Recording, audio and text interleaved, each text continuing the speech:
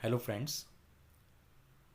आज के इस ट्यूटोरियल में हम जानेंगे basic structure of C program के बारे में। सो लेफ्ट हैंड साइड में आप देख सकते हो कि हमने एक एग्जांपल लिया है, और राइट हैंड साइड में आप देख सकते हो कि जो हमारा सी प्रोग्राम होता है उसके बेसिक स्ट्रक्चर को हम 5 सेक्शंस में डिवाइड करते हैं। ओके, सो फर्स्ट सेक्शन होता है documentation section, then second section is header file section, third section is global declaration section, fourth is main function. और इस मेन फंक्शन को भी हम दो पार्ट्स में डिवाइड करते हैं। First is declaration part, then second one is execution part. और जो लास्ट सेक्शन होता है वो होता है यूज़र डिफाइंड फंक्शन और सब प्रोग्राम सेक्शन। ओके, सो ये जो लेफ्ट हैंड साइड में जो एग्जांपल है उसी को लेकर हम समझेंगे ये पांचों सेक्शन के बारे में। सबसे पहले जिस सेक्शन के बारे में हम जानेंगे वो है डॉक्यूमेंटेशन सेक्शन, और ये टॉप मोस्ट सेक्शन होता है। यानी कि जैसे ही हमारा प्रोग्राम स्टार्ट हुआ तो सबसे पहले हम क्या लिखते हैं, ये डॉक्यूमेंटेशन। ओके, और ये जो सेक्शन होता है वो क्या इन्फॉर्मेशन इंक्लूड करता है, तो आप यहाँ पर देख सकते हो। ये जो भी हम सी प्रोग्राम लिखते हैं, ओके, उसकी जो बेसिक डिटेल्स होती है, लाइक उस प्रोग्राम की फ़ाइल का नाम, उसको किसने लिखा है, वो प्रोग्राम कब लिखा गया है, और उसका बेसिक डिस्क्रिप्शन, यानी कि वो प्रोग्राम क्या करता है। ठीक है, तो ये जो बेसिक डिटेल्स है वो हम इस डॉक्यूमेंटेशन सेक्शन में इंक्लूड करते हैं। Okay, so this is our documentation section. Next is header file section. Okay, so left hand side में आप देख सकते हो एग्जांपल में कि हमने इस प्रोग्राम में सिर्फ एक ही हेडर फाइल इंक्लूड की है। ओके, अब बात आती है कि हेडर फाइल होती क्या है। तो सबसे पहले मैं आपको बताना चाहूँगा कि जितनी भी हेडर फाइल्स होती हैं उनका एक्सटेंशन होता है .h। ओके, अब इस प्रोग्राम में जैसा कि हमने एक ही हेडर फाइल इंक्लूड की है और वो है stdio.h। ठीक है, stdio की जो फुल फॉर्म होती है वो होती है standard input output. Okay, input output से रिलेटेड जो भी बेसिक ऑपरेशंस हैं, उनसे रिलेटेड जितने भी फंक्शंस हैं वो इस हेडर फाइल के अंदर लिखे हुए हैं। ठीक है, सो अगर मान लीजिए कि अगर हमें कोई भी फंक्शन यूज़ करना है, इनपुट आउटपुट से रिलेटेड जो भी फंक्शन अगर हमें यूज़ करना है, जैसे कि ये printf है, scanf है, और इसके अलावा भी बहुत से इनपुट आउटपुट ऑपरेशन से रिलेटेड फंक्शंस है, लाइक पुट्स, गेट ch, ठीक है। ऐसे स्टैंडर्ड इनपुट आउटपुट ऑपरेशन से रिलेटेड जो भी फंक्शंस हैं वो किस में लिखे हुए हैं, इस stdio.h फाइल में। तो अगर हमें उन फंक्शंस को यूज़ करना है तो हम क्या करेंगे, उस फाइल को इंक्लूड करेंगे। मान लीजिए कि अगर आपको मैथ से रिलेटेड कुछ ऑपरेशन परफॉर्म करने हैं तो आप कौन सी फाइल इंक्लूड करोगे, math.h फाइल। ओके, सो ये हो गई हमारी हेडर फाइल।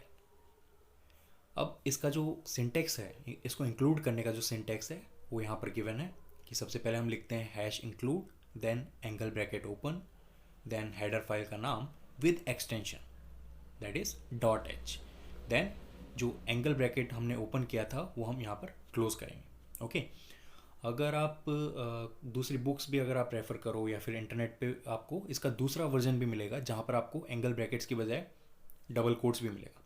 तो डिफरेंस क्या है, अगर आप ये जो एंगल ब्रैकेट्स है, अगर आप एंगल ब्रैकेट्स यूज़ करते हो, ठीक है, तो कंपाइलर उस हेडर फाइल को इंक्लूड डायरेक्टरी में सर्च करेगा। ठीक है, आपके जो सिस्टम एनवायरनमेंट है उसमें इंक्लूड डायरेक्टरी पहले से ही डिफाइंड है। ओके, बट अगर आप डबल कोट्स यूज़ करते हो, ठीक है, इन एंगल ब्रैकेट्स के बजाय अगर आप डबल कोट्स यूज़ करते हो तो कंपाइलर सबसे पहले जिस डायरेक्टरी में ये जो सी प्रोग्राम होगा, पहले कंपाइलर वहाँ इस हेडर फाइल को सर्च करेगा। अगर वहाँ पर वो फाइल नहीं मिलती है तो वो इंक्लूड डायरेक्टरी में सर्च करेगा। ओके, सिर्फ इतना सा डिफरेंस है।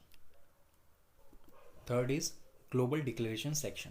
ओके, और जैसा कि यहाँ पर नाम से पता चल रहा है, इस सेक्शन में हम ग्लोबल वेरिएबल्स डिक्लेयर करते हैं या फिर जो हमारे यूडीएफ है, यूज़र डिफाइंड फंक्शंस हैं, उनको हम डिक्लेयर करते हैं। तो लेफ्ट हैंड साइड में हमने जो एग्जांपल यूज़ किया है इसमें हमने ग्लोबल वेरिएबल्स ना डिक्लेयर करके हमने यूज़र डिफाइंड फंक्शन डिक्लेयर किया है। ओके, सो यहाँ पर सिर्फ इस प्रोग्राम में हम सिर्फ एक यूज़र डिफाइंड फंक्शन यूज़ कर रहे हैं और उसका नाम क्या है, एड नम्स, ठीक है। सो ये यूज़र डिफाइंड फंक्शन का सिग्नेचर है, ओके, उसका डिक्लेरेशन पार्ट। और ये क्या बताता है कि ये जो फंक्शन है वो इंटीजर टाइप की वैल्यू रिटर्न करता है, उसका नाम एडनम्स है, और वो 2 आर्ग्यूमेंट एक्सेप्ट करता है इंटीजर टाइप के, ओके। और हमें कैसे पता चलेगा कि ये उसका डिक्लेरेशन पार्ट है, क्योंकि वो एंड हो रहा है सेमी कॉलम से, ओके। सो जनरली हम ग्लोबल डिक्लेरेशन सेक्शन में या तो ग्लोबल वेरिएबल्स डिक्लेयर करते हैं या फिर user defined function, okay. So this is the global declaration section. Next is main function. Every C program must have a main function, ठीक है। और यही मेन फंक्शन हर सी प्रोग्राम के एग्जीक्यूशन का स्टार्टिंग पॉइंट होता है। यानी कि अगर आप इस प्रोग्राम को एग्जीक्यूट करो तो उसका एग्जीक्यूशन कहाँ से स्टार्ट होगा, इस मेन फंक्शन के अंदर, ओके। और ये जो मेन फंक्शन होता है इसको भी हम 2 पार्ट्स में डिवाइड करते हैं। First is declaration part. In this part all the variables are declared.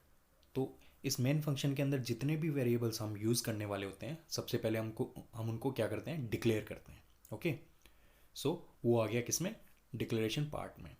और उसके अलावा जितने भी अदर स्टेटमेंट्स हैं वो किस में आ जाएंगे, एग्जीक्यूशन पार्ट में, ठीक है। और ये जो एग्जीक्यूशन पार्ट होता है इसके अंदर बेसिकली प्रिंटफ फंक्शन मिलेगा आपको, स्कैनफ फंक्शन मिलेगा, control statements like if else या फिर स्विच स्टेटमेंट्स, और जो लूप वगैरह अगर आप यूज़ कर रहे हो तो वो किस में होगा, एग्जीक्यूशन पार्ट में, okay. Then next is UDF और सब program section. So all user defined functions are defined in this section, ठीक है। अब बात आती है कि जैसे कि इस प्रोग्राम में, इस एग्जांपल में हम सिर्फ एक यूडीएफ यूज़ कर रहे हैं, यूज़र डिफाइंड फंक्शन हम यूज़ कर रहे हैं। तो ऐसे प्रोग्राम भी हो सकते हैं कि जिनमें हम यूडीएफ यूज़ ही ना करें, कोई यूज़र डिफाइंड फंक्शन हो ही नहीं, ठीक है। सो वो पॉसिबिलिटी भी है। सो अगर हम किसी प्रोग्राम में यूज़र डिफाइंड फंक्शन यूज़ कर रहे हैं, ठीक है, तो उसकी जो डेफिनेशन होती है वो हम इस सेक्शन में लिखते हैं, ओके। जैसे कि आप देख सकते हो कि हमने ऊपर थर्ड सेक्शन में, ग्लोबल डिक्लेरेशन सेक्शन में, ये यूज़र डिफाइंड फंक्शन डिक्लेयर किया था। तो डिक्लेरेशन के बाद में अब उस फंक्शन की डेफिनेशन हम कहाँ लिखेंगे, इस यूडीएफ और सब प्रोग्राम सेक्शन में, okay. So this is the 5th and the last section of basic structure of C program, okay. So यही था basic structure of C program. Thank you so much for watching this tutorial.